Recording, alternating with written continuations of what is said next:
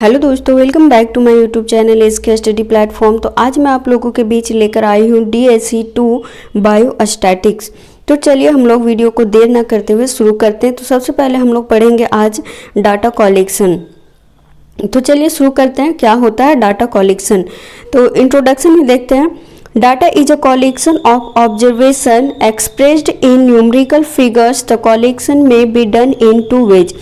तो डाटा क्या होता है, एक ऑब्जर्वेशन होता है, कलेक्शन होता है, न्यूमेरिकल फिगर्स जो होता है उसका ऑब्जर्वेशन होता है, और ये दो तरह से मतलब 2 वेज में डन होता है, बाय कंप्लीट इनमरेशन और bye sample survey method. Data is always in collective sense and never be used singular. Data जो होता है वो हमेशा कलेक्टिव सेंस में होता है और ये कभी भी सिंगुलर रूप से यूज नहीं किया जाता है। टाइप्स ऑफ डाटा, तो टाइप्स ऑफ डाटा में है प्राइमरी डाटा, सेकेंडरी डाटा। हम लोग देखेंगे प्राइमरी डाटा। प्राइमरी डाटा में क्या है, this data are collected directly from the field of acquire for a specific purpose. तो प्राइमरी डाटा क्या होता है कि डायरेक्टली फील्ड विजिट करके और डायरेक्टली जो कलेक्ट किया जाता है कोई स्पेसिफिक काम के लिए, उसी को प्राइमरी डाटा कहा जाता है। दीज आर रॉ डाटा और data in original nature and directly collected from population.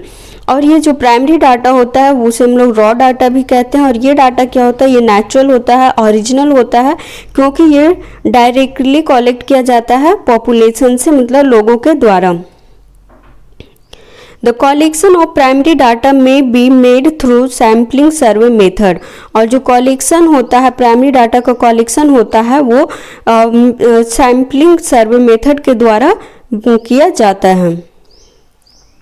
Next है यहाँ पे कलेक्शन ऑफ प्राइमरी डाटा। तो हम लोग प्राइमरी डाटा का कलेक्शन किस किस तरह से करेंगे वो देखते हैं। तो ए नंबर में है डायरेक्ट पर्पस ऑब्जर्वेशन, बी में है इनडायरेक्ट ओरल इन्वेस्टिगेशन, सी में है questionnaires sent by mail and D में है schedules sent through investigation. Next हम लोग देखेंगे secondary data. These are numerical information which have been already collected by some agency for a specific purpose and are compiled from that source of application in different connection। तो secondary data क्या होता है, एक numerical information होता है जो कि पहले से ही कोई एजेंसी के द्वारा कलेक्ट किया हुआ रहता है कोई स्पेसिफिक वर्क के लिए। और इसमें क्या होता है, जो कलेक्शन होता है वो डिफरेंट एप्लीकेशन का यूज करके होता है। अब हम लोग देखेंगे relative advantage of primary data. Primary data provides rich detailed information but in secondary data some information may be suppressed। तो प्राइमरी डाटा में क्या होता है, किसी भी जो पॉपुलेशन होता है कहीं भी उसका डिटेल्स इंफॉर्मेशन मिल जाता है, लेकिन सेकेंडरी डाटा में सप्रेस्ड होता है। Primary data is free from transcribing error. और जो प्राइमरी डाटा होता है वो फ्री होता है ट्रांसक्राइबिंग एरर में, वेयर एज अ सेकेंडरी में कंटेन सच एरर। और यहाँ सेकेंडरी में भी क्या होता है, कुछ एरर होता है। Secondary data normally do not contain information regarding method. और जो सेकेंडरी डाटा होता है वो कोई भी ऐसा इंफॉर्मेशन रिगार्डिंग मेथड के द्वारा नहीं होता है। तो वो तो था हमारा डाटा कलेक्शन। अब हम लोग देखेंगे graphical representation of data. Data का ग्राफ के रूप में रिप्रेजेंट हम लोग कैसे करेंगे। The representation of quantitative data suitably through chart and diagram is known as GRD। बोले तो ग्राफिकल रिप्रेजेंटेशन ऑफ डाटा। तो यहाँ पे जो भी क्वांटिटी डाटा होता है, कुछ भी डाटा होता है, तो उसका हम लोग चार्ट और डायग्राम के थ्रू शो करते हैं, वही कहलाता है graphical representation of data. Graph include both chart और डायग्राम। और जो यहाँ पे ग्राफ होता है वो चार्ट और डायग्राम भी हो सकता है। Advantage of graphical representation of data, it is easily understood by all. जो ग्राफिकल रिप्रेजेंटेशन डाटा है वो सभी के द्वारा इजिली समझा जा सकता है। The data can be presented in a more attractive form. और जो डाटा होता है वो प्रेजेंटेड होता है मोर अट्रैक्टिव फॉर्म में। It shows relationship between two और मोर सेट्स ऑफ फिगर्स। और ये क्या करता है कि रिलेशनशिप दो और दो से अधिक सेट्स के फिगर्स में रिलेशनशिप को शो करता है। It has the universal applicability, और इसमें क्या होता है, यूनिवर्सल एप्लीकेबिलिटी होता है। अब हम लोग देखेंगे disadvantage of graphical representation data. It does not show details और ऑल द फैक्ट्स। तो जीआरडी जो होता है, ग्राफिकल रिप्रेजेंटेशन डाटा, कभी कभी क्या होता है कि ये डिटेल्स और फैक्ट को शो नहीं करता है। It take a lot of time to prepare a graph, और ये बहुत ही ज़्यादा टाइम लेता है ग्राफ प्रिपेयर करने में। Graphical representation can reveal only the approximate position, और जो ग्राफिकल रिप्रेजेंटेशन होता है वो रिवील करता है अप्रोक्सीमेट पोजीशन को। अब हम लोग देखते हैं टाइप्स ऑफ डायग्रामेटिक रिप्रेजेंटेशन। तो पहला यहाँ पे लाइन डायग्राम और graph, bar diagram, pie chart, histogram, frequency polygon, ogives, cumulative frequency polygon. अब यहाँ पे mode of graphical representation of data. तो चलिए देखते हैं हम लोग किस किस तरह से इसका मोड होता है ग्राफिकल रिप्रेजेंटेशन डाटा का। तो यहाँ पे सबसे पहले हम लोग अनग्रुप डाटा में देखते हैं। तो अनग्रुप डाटा में 4 प्रकार का है, लाइन डायग्राम और ग्राफ, बार डायग्राम, पाई डायग्राम और चार्ट, और पिक्टोग्राम्स। नेक्स्ट हम लोग देखेंगे graphical representation of group data. Group data में 3 तरह का होता है, histogram, frequency polygon, cumulative frequency. अब हम लोग देखते हैं सबसे पहले यहाँ पाई डायग्राम और chart. It is a circular graph whose are the subdivided into sectors are proportional to the angle at the center। तो ये क्या होता है, पाई डायग्राम एक सर्कुलर ग्राफ होता है जो कि डिवाइड होता है एक सेक्टर्स में, प्रोपोर्शनल में डिवाइड होता है, एंगल्स में डिवाइड होता है। It keeps comparative difference at a glance, और ये कंपेरेटिव ग्लांस डिफरेंस देता है ग्लांस में। इन पाई चार्ट और diagram the data is expressed as percentage, और चार्ट जो पाई चार्ट होता है, डायग्राम होता है, इसमें जो डाटा है वो परसेंटेज में एक्सप्रेस्ड किया जाता है। तो इसका अगर एंगल निकालना है तो एंगल हम लोग कैसे निकालेंगे, तो यहाँ पे सबसे पहले देखते हैं वैल्यू ऑफ वन कंपोनेंट, एक कंपोनेंट का वैल्यू लेंगे और बटे में फिर total of all the component, all भी जितना भी कंपोनेंट है उसका टोटल करेंगे, पूरे कंपोनेंट का ऑल कर लेंगे और फिर यहाँ पे 360 से गुना कर देंगे। तो मैं एग्जाम्पल में इसको बताती हूँ। मान लीजिए क्वेश्चन यहाँ पे थ्योरी तो उतना ज़्यादा पूछता नहीं है पर न्यूमेरिकल्स इससे पूछता है। तो कुछ इस तरह से न्यूमेरिकल्स पूछेगा। Mark obtain in test examination by bioscience student of KBW college. तो यहाँ पे देख सकते हैं जूलॉजी में 65, बॉटनी में 60 और फिजियोलॉजी में है जो है वो 55 है। तो सबसे पहले हम लोग क्या करेंगे, टोटल नंबर ऑफ कंपोनेंट, तो जितना भी नंबर यहाँ पे दिया उसको ऐड कर लेंगे, ठीक है। ऐड करके कितना है 180। अब हम लोग देखेंगे सब्जेक्ट एक तरफ लिखेंगे कितना मार्क्स लाया, ऑब्टेन मार्क्स, और इसको एंगल निकालेंगे। तो जूलॉजी में कितना था 65, तो 65 यहाँ पे लिख दिया। उसके बाद जो टोटल नंबर था 180, उससे हम लोग डिवाइड कर देंगे और फिर 360 से गुना करेंगे। तो कितना आ गया यहाँ पे 130 डिग्री, ठीक है। तो इसी तरह से बॉटनी फिजियोलॉजी आप निकाल लीजिएगा। और पाई चार्ट जो होता है कुछ इस तरह से बनाया जाता है।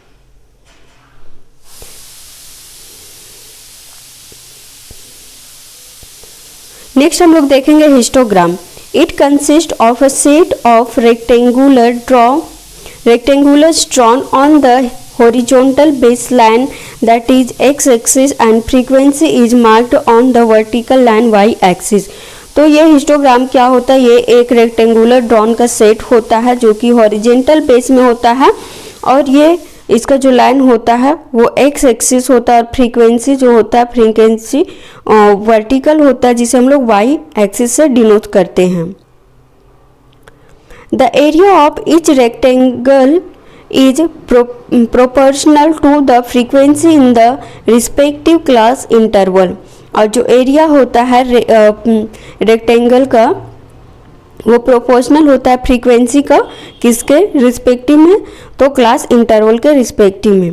तो यहाँ पे देखते हैं हम लोग area of each rectangle is equal to width into height, मतलब चौड़ाई गुना ऊंचाई, width of class into frequency of frequency density, और फिर क्या होता है width of class frequency width frequency.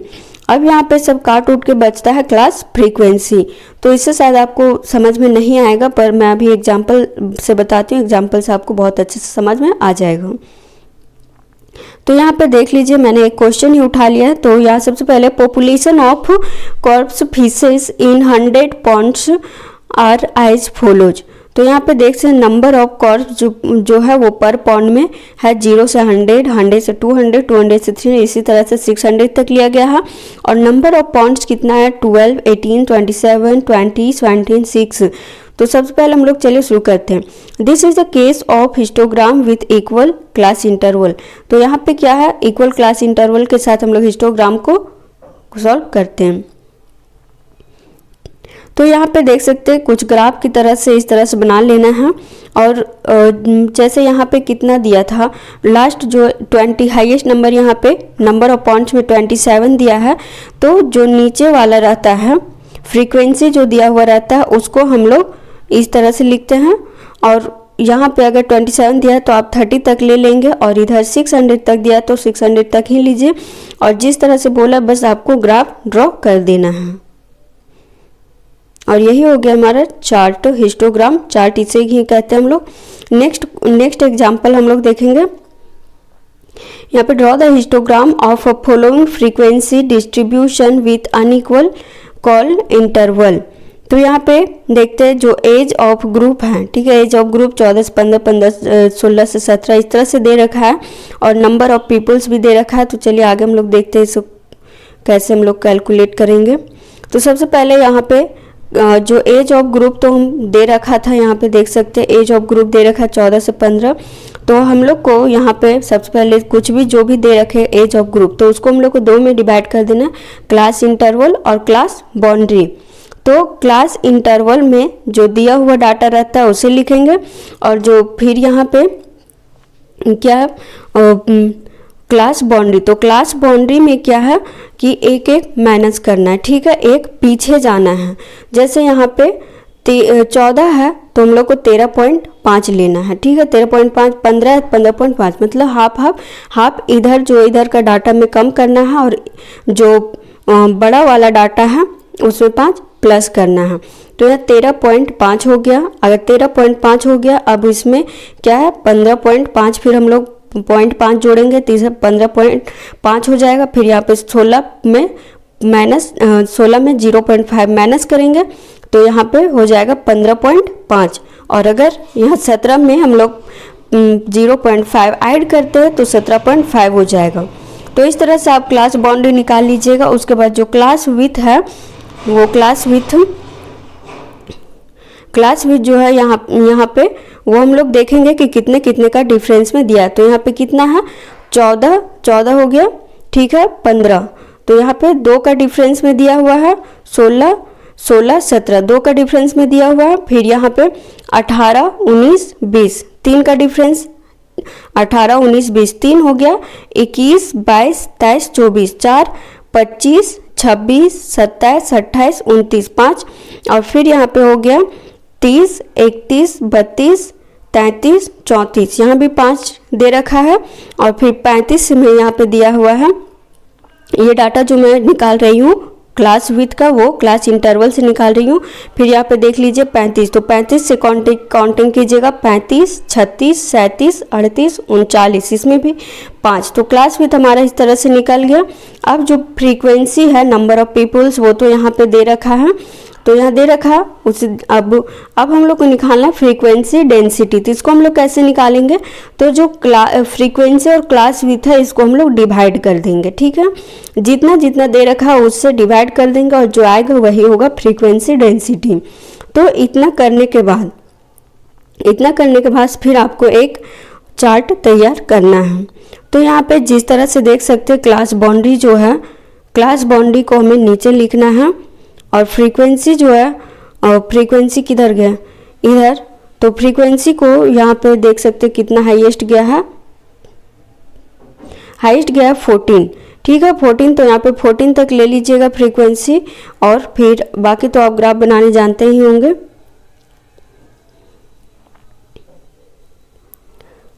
तो ये था histogram with unequal class boundary, ठीक है। अब नेक्स्ट हम लोग देखते हैं स्टूडेंट टी टेस्ट।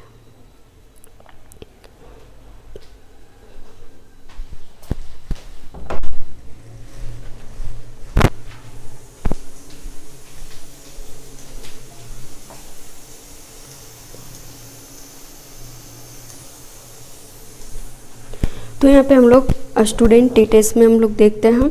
तो स्टूडेंट टी टेस्ट में क्या है, the T test as used with a small sample and was worked out by W.S. Gossett, whose pen name was a student. Hence, this test is also called a student T test.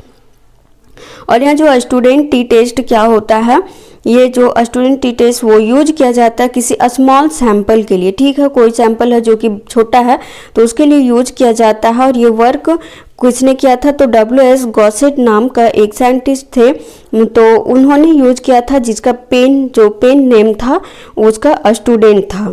तो जो यहाँ पे test था उसको, इसी test को हम लोग टी टेस्ट भी कहते हैं।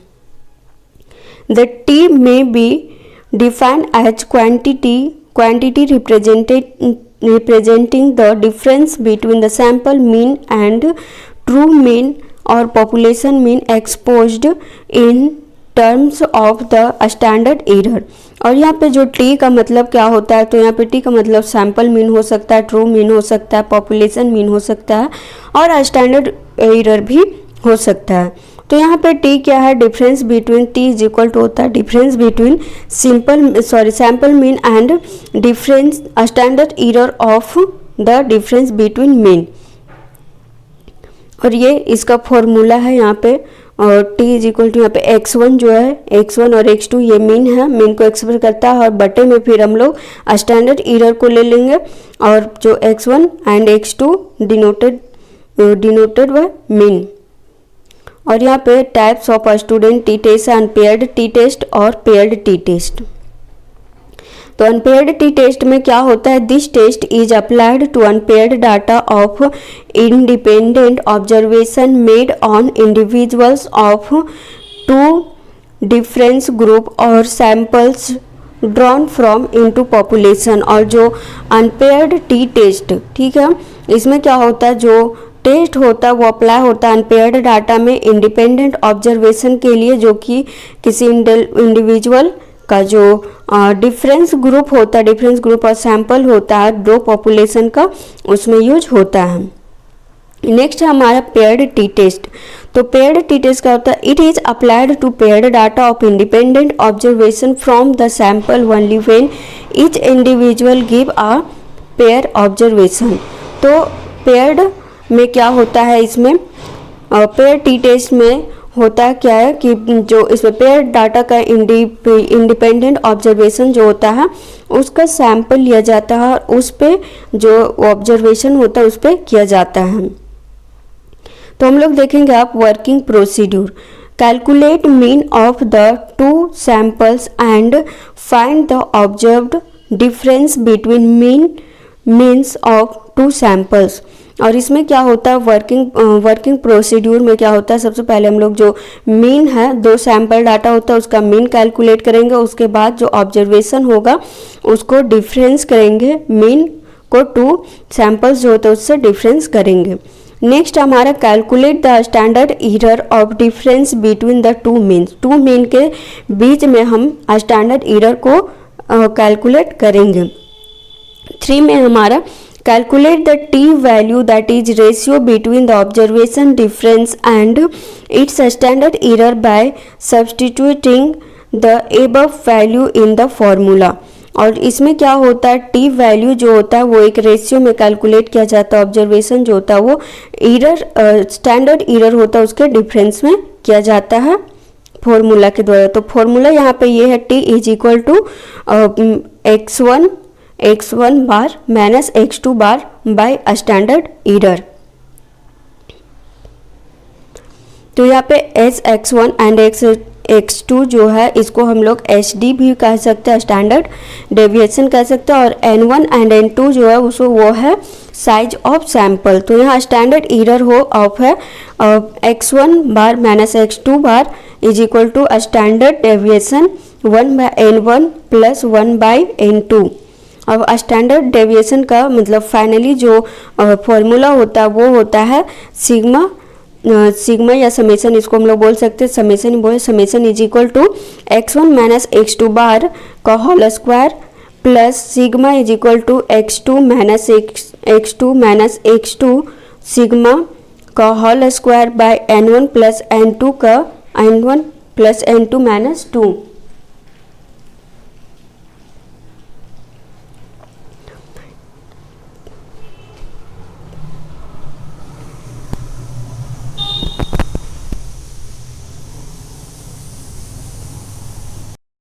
नेक्स्ट यहाँ पे फोर्थ नंबर में है determine the pulled degrees of freedom from the formulas.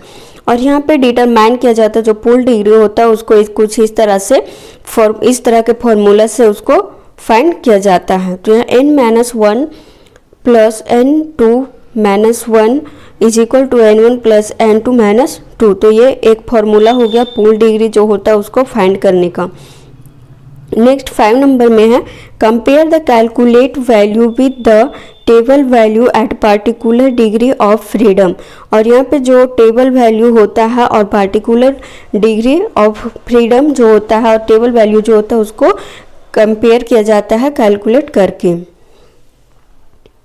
Next यहाँ पे application of T distribution to test the significance of a single mean when the population variance is unknown। और यहाँ पे क्या किया जाता है जो टी टेस्ट होता है, सॉरी यहाँ आई थिंक गलती से टू टेस्ट लिखा गया, टी टेस्ट को सिग्निफाइड किया जाता है एक सिंगल मीन में पॉपुलेशन के वेरिएंस को देखते हुए। To test of significance difference between two sample mean the population variance being equal and unknown. और यहाँ पे क्या किया जाता है, मैंने 2 बार लिख दिया है क्या पॉपुलेशन, सॉरी मैंने 2 बार लिख दिया है एक ही पॉइंट को। तो यहाँ पे आप समझ ही गए होंगे जो इसका उपयोग है वो वेरिएंस पॉपुलेशन का अनइक्वल जो होता है और अननोन जो होता है उसका सैंपल को मीन सैंपल को तैयार करने में सिग्निफाई करने में किया जाता है। नेक्स्ट हमारा chi-square test. chi-square test is a statical test involve the calculation of a quantity which is used to compare an observed ratio with an expected with theoretical ratio and to determine how closely the former fits the latter। और ये जो chi-square test होता है वो statistical test होता है और इसमें इन्वॉल्व होता है क्वांटिटी जो होता है क्वांटिटी का कैलकुलेशन होता है और ये कंपेयर होता है ऑब्जर्वेशन रेशियो जो होता है वो एक्सेप्ट जो थ्योरिकल रेशियो उसका कैलकुलेशन होता है।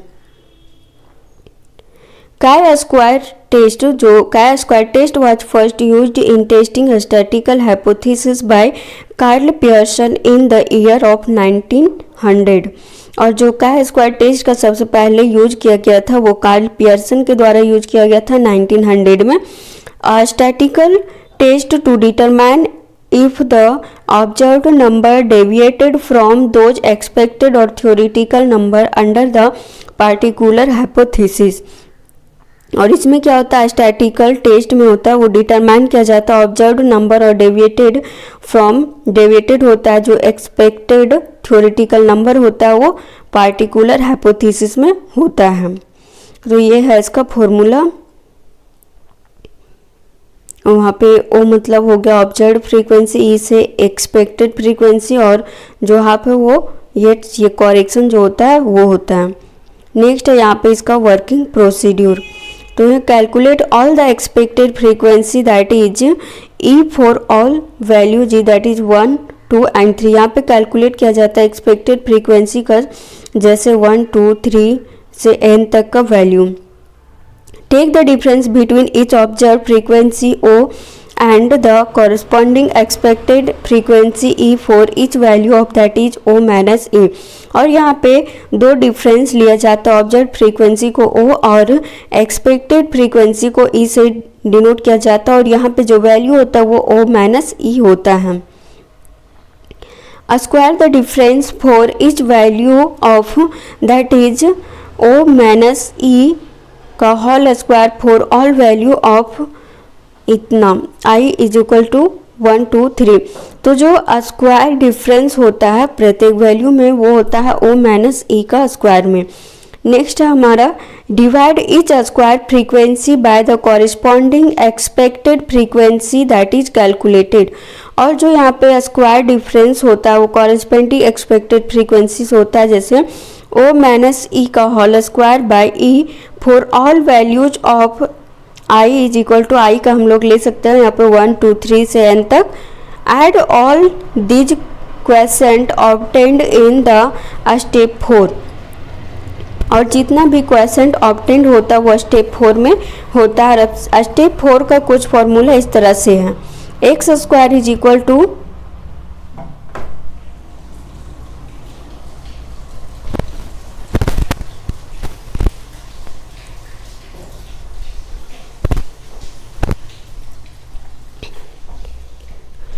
X square is equal to sigma N is equal to 1 into O minus E into 1 minus half का whole square by E. Types of chi square. तो अब हम लोग देखते हैं टाइप्स काय स्क्वायर का टाइप्स कितना है। तो पहला यहाँ पे गुडनेस ऑफ फिट, नेक्स्ट है contingency chi square and homogeneity chi square. तो पहले हम लोग देखते हैं गुडनेस ऑफ फिट। तो गुडनेस ऑफ फिट में है chi square test is also applied as a test of goodness of fit to determine whether the actual the number of frequency are similar in good agreement with the expected और number of frequency. तो chi square test का use किया जाता है goodness fit में, जैसे कि मौसम की पूर्व मौसम की जानकारी के लिए, और फिर जो एग्रीमेंट होता है एक्सपेक्टेड नंबर का फ्रीक्वेंसी होता है वो सब में यूज किया जाता है। Thus the test is called goodness of fit, इसीलिए इस टेस्ट को हम लोग गुडनेस ऑफ फिट कहते हैं। तो ये इसका फॉर्मूला है। नेक्स्ट हम लोग देखेंगे test for independent of attributes और contingency chi square. It is applied to test the association between the attributes when the sample data is presented in the form of contingency table with any number of rows or column। और ये क्या होता है, जो test for independence of attributes और contingency of chi square होता है, ये अप्लाई किया जाता है एसोसिएशन टेस्ट और एट्रीब्यूट टेस्ट जो होता है उसके बीच में। और यहाँ पे क्या होता है, सैम्पल डाटा जो होता है वो प्रेजेंटेड किया जाता है कॉन्टिजेंसी टेबल में, और इसमें जो रो और कॉलम में होता है वो कोई भी नंबर होता है। नेक्स्ट है हमारा homogeneity chi square. A test of homogeneity must be performed to decide whether the separate samples are sufficiently uniform to be added together। और इसमें क्या होता है, इस टेस्ट में जो होमोजेनिटल होता है उसमें डिसाइड होता है किसी वेदर का सेपरेट सैंपल से, और यूनिफॉर्म होता है एडेड टुगेदर से। नेक्स्ट है यहाँ पे usages of chi square. The chi-square test is very powerful test for testing the hypothesis of number of statistical problem। तो chi-square test जो है वो बहुत ही पावरफुल होता है hypothesis नंबर और statistical problem का टेस्ट करने में। Test of homogeneity used to test the population variance. और जो होमोजेनिटी टेस्ट जो होता है वो यूज होता है पॉपुलेशन वेरिएंस के यूज में। नेक्स्ट है यहाँ पे हमारा स्टैंडर्ड डेविएशन। तो सबसे पहले हम लोग इसका इंट्रोडक्शन देखते हैं। Karl Pearson in 1893 introduced the concept of standard deviation. तो स्टैंडर्ड डेविएशन को कार्ल पियर्सन ने 1893 ईस्वी में इस दिया था। It is the square root of the arithmetic mean, a square of deviation from arithmetic mean. It short a standard deviation may be defined as root mean, a square deviation from mean. और ये क्या होता है, ये एक square root होता है जो कि अर्थमेटिक मीन स्क्वायर को डेविएशन और अर्थमेटिक मीन में यूज किया जाता है। और इसमें जो शॉर्ट होता है, ठीक है, शॉर्ट डिफाइन किया जाता है इसको, तो बोल दे तो रूट जो होता है उसको स्क्वायर करके डेविएशन मीन निकाला जाता है। जैसे यहाँ पे sigma is equal to summation और एक्स माइनस एक्स का एक्स बार का होल स्क्वायर और N. It is the best measure of dispersion because it possesses almost all the requisites of the good measure dispersion. और ये क्या होता है, जो स्टैंडर्ड डेविएशन होता है ये एक बेस्ट मेजर डिस्पर्सन होता है क्योंकि इसमें जो पोजेसेस ऑलमोस्ट जितना भी रिक्वायरमेंट्स होता है वो गुड मेजर डिस्पर्सन होता है। It is based on the all observation even if one of the observation is changed, a standard deviation is also changed. और इसमें क्या होता है, अगर एक भी ऑब्जर्वेशन चेंज हो गया तो स्टैंडर्ड डेविएशन ही चेंज हो जाएगा। कैलकुलेशन ऑफ स्टैंडर्ड डेविएशन, तो अब हम लोग देखते हैं स्टैंडर्ड डेविएशन का कैलकुलेशन कैसे होता है।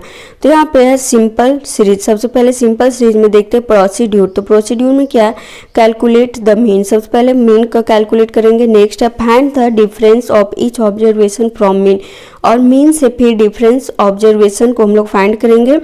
नेक्स्ट है square the difference of observation from mean, और जो ऑब्जर्वेशन मीन से जो ऑब्जर्वेशन होगा उसको हम लोग स्क्वायर करेंगे।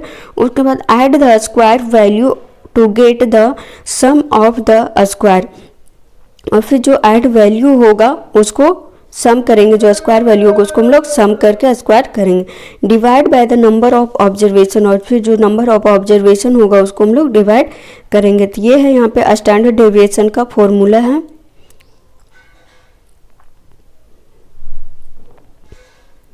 यहाँ पे बी नंबर में फिर स्टैंडर्ड डेविएशन, ग्रुप डाटा और डिस्क्रीट डाटा। अब देखते हैं कि यहाँ पे जो स्टैंडर्ड डेविएशन है वो ग्रुप डाटा और डिस्क्रीट डाटा में कैसे होता है। तो यहाँ पे डायरेक्ट मेथड है, ठीक है, इसका डायरेक्ट मेथड में स्टैंडर्ड डेविएशन है, और ये जो 9 की तरह लिखा हुआ, मतलब बोले तो सीधा और जनरल में लिखा हुआ, उसको स्टैंडर्ड डेविएशन का सिंबल है, और इसको कुछ इस तरह से इसका फॉर्मूला है। अब हम लोग इसका शॉर्टकट मेथड देखते हैं। शॉर्टकट मेथड में क्या है, which when mean has a fractional value then the following formula is. अगर फ्रैक्शनल वैल्यू दिया हुआ रहेगा मीन का तो हम लोग ये फॉर्मूला का यूज करेंगे। Sigma is equal to summation F D का square by N minus F D sigma F D का होल स्क्वायर बाय एन। देखिए यहाँ पे ध्यान से देखिएगा कि यहाँ पे डी पे स्क्वायर है और इधर जो है वो पूरे पे स्क्वायर है, ठीक। नेक्स्ट हम लोग देखेंगे merit of standard deviation. It is based on and the observation, और ये किसमें ऑब्जर्वेशन के बेस्ड पर होता है। इट इज़ रिजिडली डिफाइंड, और ये रिजिडली डिफाइंड होता है। It is extremely used in correlation, और ये एक्सट्रीमली कोरिलेशन में यूज होता है। डिमेरिट्स ऑफ, अब हम लोग देखते हैं demerits of standard deviation. It is difficult to complete unlike other measures of dispersion, और इसमें क्या होता है, जो डिफ़िकल्ट होता है कंप्लीट अनलाइक करने में मेजर डिस्पर्सन में। It is not simple to understand, और ये इसको समझना इतना भी इजी नहीं है। It gives more weightage to extreme value, और ये क्या होता है, एक्सट्रीम वैल्यू का मोर बहुत ज़्यादा ही वेटेज होता है।